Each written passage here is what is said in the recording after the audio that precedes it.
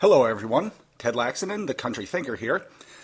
Hope you had a great week. And today we return to September of 2029 in The Eagle Has Crashed. I don't have any commentary or anything to add, so I guess we can just go ahead and get right to the story.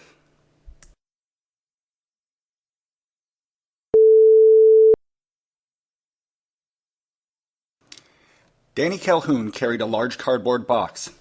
Dark blue uniform shorts showed off the muscular legs she'd inherited from her survivalist father. Her sandy ponytail stuck out from her ball cap, and it flipped to the side as she tossed the box to another uniformed worker in the back of a semi-trailer parked at a loading dock. Her dad hadn't thought she'd find a job, but she had, and though she was a temp, she was certain the company would bring her on as a direct hire. "Danny?" said a man's voice. She wheeled about to see her boss, a bald older man in a rumpled white short-sleeved shirt and a tie. "Oh, hey, Mr. Paulson, how you doing?" the pretty 22-year-old responded with an eager-to-please smile. Paulson smiled back, but less enthusiastically. "Doing fine, Danny. Hey, do you have a minute?" Calhoun frowned. "Yeah. What's the matter, boss? Aren't I working hard enough?" "No, you're doing great. But as you know, the 89 days under your temp contract are up today." Danny smiled and shook her head. "Yeah, and you're going to bring me on full time, right? As a direct hire?" Paulson looked down and shook his head. "No, I'm sorry, Danny. We're not going to be able to do that." Calhoun frowned again, and the temper she'd inherited from her mother began to flare. "Watch the language, Danny," she commanded herself. "What the heck, Mr. Paulson? You just brought in 15 more loaders from the temp agency this week. You can't tell me any of them can do this job better. I haven't missed a day of work," she said, thrusting her finger into her palm, "and I haven't been late, not even once. I've done everything anyone's asked me to do, and I haven't caused any trouble. Why aren't you bringing me on as a direct hire?" "I'm sorry, Danny, but the labor market is very fluid right now." "What does that mean?" Paulson lowered his head and rubbed his smooth scalp. "I'm saying that the labor market is very flexible." "Flexible? I can give you flexible." Danny put her right foot behind her left ankle and bent down and touched her toes. She popped back up. "I'm an athlete, boss. I'm meant for this kind of work. Seriously, why aren't you offering me a permanent job?" "You've done a fine job, Danny, really, which is why I'm going to give you a recommendation." He handed her a piece of paper. It read, "Miss Danielle Calhoun, I want to thank you for your diligent efforts during your time here at Buckeye Transport. You have been a reliable worker, and I highly recommend you to any future employer. I wish you best of luck with your future endeavors. Henry Paulson, Lead Distribution Supervisor, Ohio Buckeye Transport." Danny held the letter off to the side. "If I'm such a good worker, how can you let me go at the same time you bring in a bunch of new temps? That doesn't make any sense." "As I said, the labor market is fluid." "That's the same thing they said at the call center I worked at before this gig." Paulson shrugged. "It's a fluid labor market, Danny. It's not my fault. I'm just doing what I'm told." He turned and walked away into the darkness of the warehouse. Danny turned around to see another worker was carrying a small box to the loading dock. She snatched the box and hurled it with two hands through the sunny gap between the truck and the track for the roll-up door of the dock. "What the hell?" the young man protested with a scowl. Danny shook her head. "You ain't lying."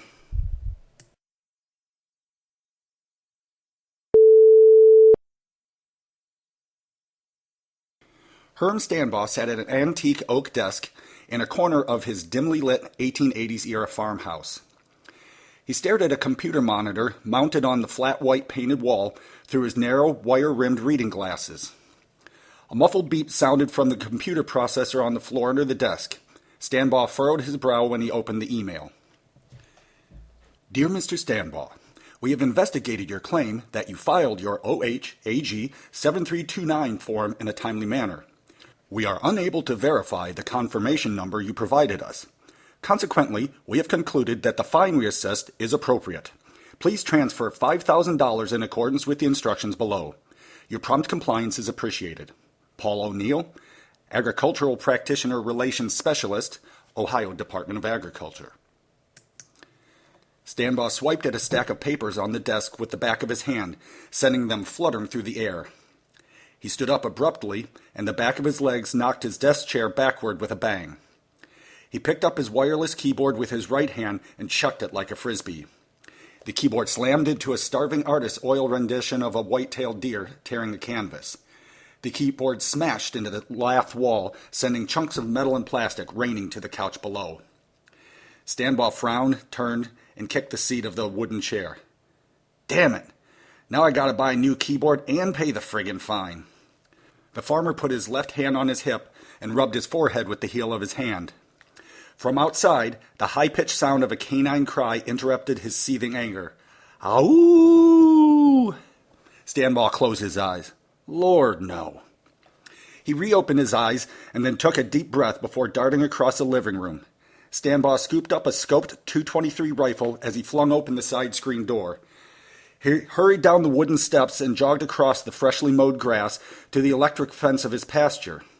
He scanned the deeply shadowed late afternoon hillside until he saw 5 adult Angus cows running in a panic toward him. Next, he saw a pack of a dozen coyotes dragging a young calf toward the fence on the far side of the pasture and the thick, briery woods beyond. Stanbaugh leaned against a round-treated wood fence post, careful not to brush the live wire. He sighted a coyote through the scope. Crack! The canine yipped, spasmed, and dropped. The other coyotes looked around and then hurried the pace of their exit. Crack! Crack! 2 more shots echoed across the pasture, and 2 more wild dogs fell. The farmer's panicked herd ran up the hillside before him, blocking any more shots, and the coyotes dragged the calf through the fence and into a blackberry patch. Stanbaugh tossed his rifle to the grass and kicked at the air. $5,000 for a form I filed, $300 for a keyboard, and $10,000 for each protected animal I shot. That's over $35,000 in less than 5 minutes. He lifted his ball cap with his left hand and ran the knobby fingers of his right through his gray hair. This wasn't the country he remembered. Hell, it wasn't even a country he liked anymore, much less loved and respected. Every time he turned around, somebody or something was getting in his way. Everyone was turning against him, especially the damn government. Republicans had always been on Big Ag's side, but now there are too few small farmers left for the Democrats to offer more than empty promises on the campaign trail. Small farmers were on their own against bigger enemies, and Herm Stanbaugh knew it. Why do I even bother, he thought.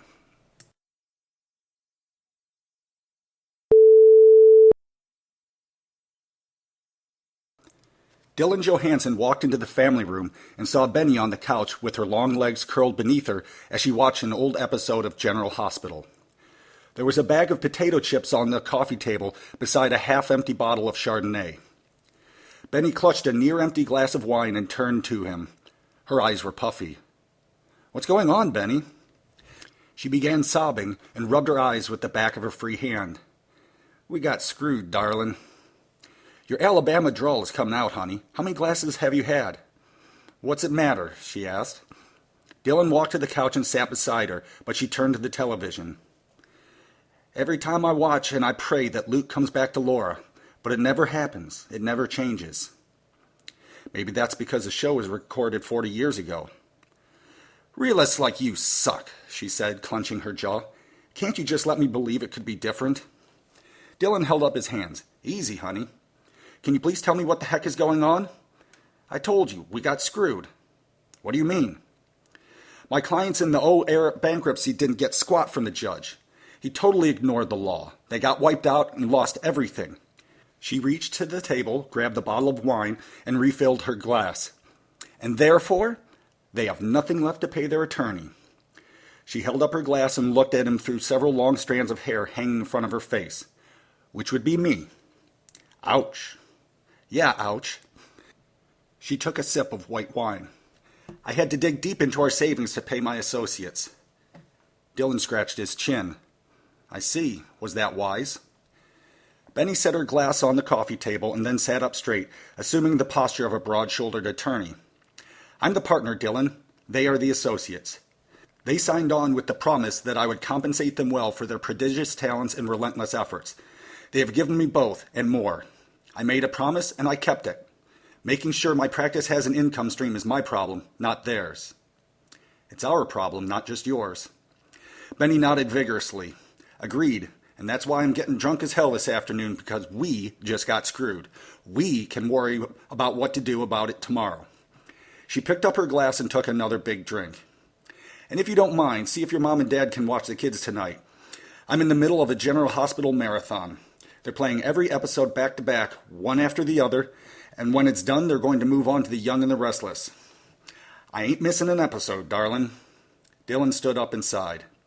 I'm guessing you won't make it through the first season. Maybe so, she said. But damn it, I deserve it. I just worked my ass off for months and got nothing. Worse, I lost my ass. We both did. He put his hand on his hip. I'll give Mom and Dad a call.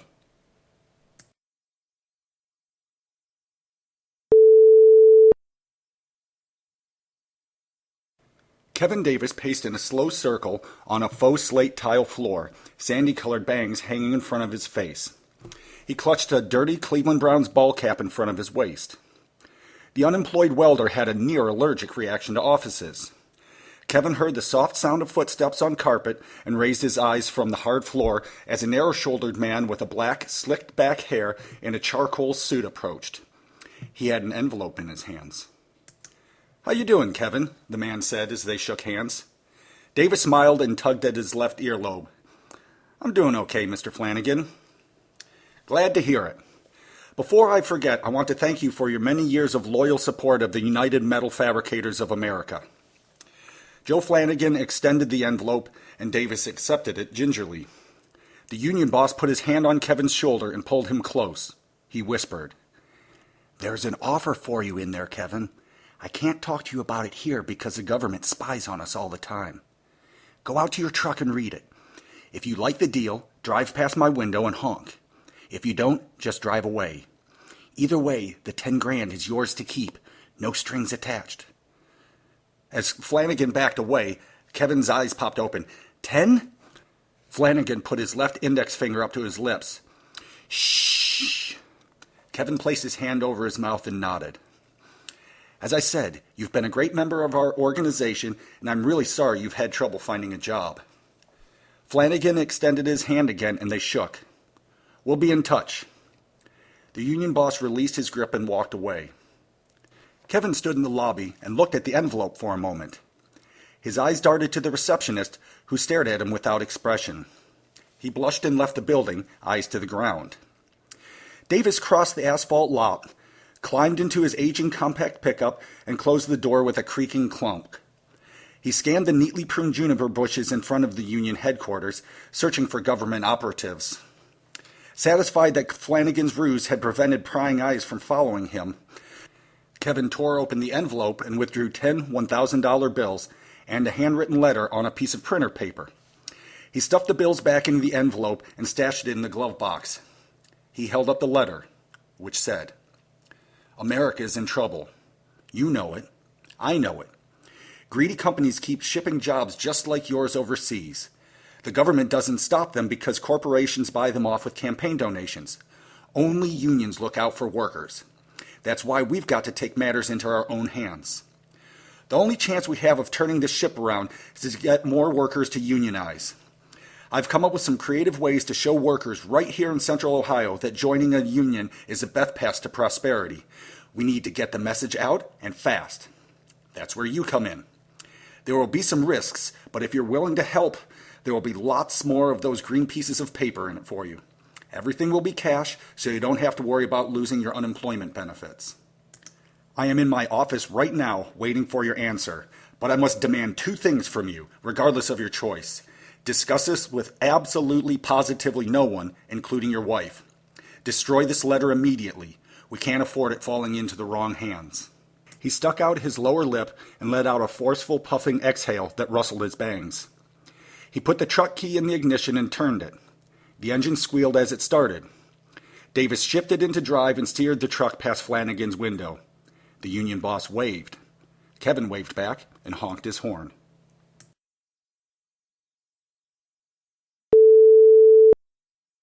I don't have a lot of time left here, but I just want to remind you that you can pick up a copy of The Eagle Has Crashed from Clear Peak Press, Amazon, Barnes & Noble, the iTunes Store, the Sony Store, Smashwords, and other retailers.